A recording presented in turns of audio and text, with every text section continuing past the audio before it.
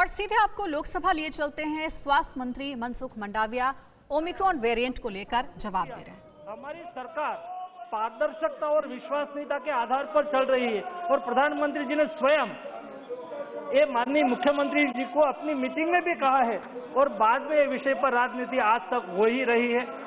मेरी सभी से विनती है, ये राजनीति का विषय नहीं है। हमने ईमानदारी से जो प्रयास किया उसको नोटिस करो। क्या ये सच है कि स्वास्थ्य संबंधी संसदीय स्थायी समिति ने अपनी रिपोर्ट में देश में ऑक्सीजन आपूर्ति प्रणाली में गंभीर खामियों की ओर इशारा किया था और दूसरी लहर को लेकर देश भर में ऑक्सीजन आपूर्ति की बुनियादी ढांचे को बढ़ावा देने के लिए कदम उठाने की सिफारिश की थी? मेरा सेकंड क्वेश्चन है, यदि हाँ तो क्या सरकार द्वारा इस संबंध में कोई कदम क्यों नहीं उठाया गया माननीय मंत्री जिससे ऑक्सीजन की कमी से होने वाली मौतों को टाला जा सकता था?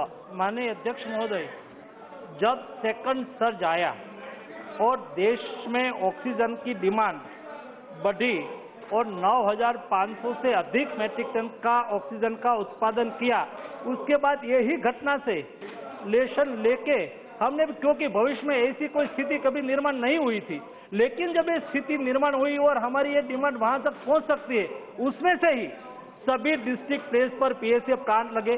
1225 पीएसए प्लांट पीएम केयर से लगाने के लिए सुनिश्चित किया और पीएसयू भी पीएसए प्लांट लगा रहे। 3,240 पीएसए प्लांट आज देश में लग रहे, उसमें से 70% आज कार्यरत भी हो गया है। उससे 4,500 से अधिक मैट्रिक टन की क्षमता आज के दिन में हमने हासिल कर ली है और भी व्यवस्था अभी भी खड़ी हो रही है, जो अगले दिनों में ऐसा कोई सर्ज हो तो उसमें पर्याप्त मात्रा में ऑक्सीजन उपलब्ध करा सकते। Advocate Adoor Prakash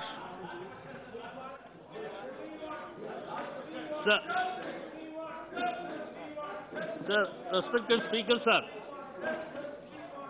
lack of preparedness was the main reason for the failures in controlling the second wave of COVID.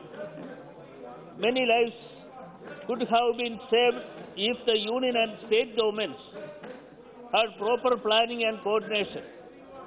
Now we तो कोरोना की तैयारियों को लेकर और कोरोना को लेकर जो सवाल पूछे जा रहे हैं सदन के भीतर सांसदों की ओर से, उसी का जवाब देते हुए सत्ता पक्ष की ओर से स्वास्थ्य मंत्री मनसुख मंडाविया को आप सुन रहे थे।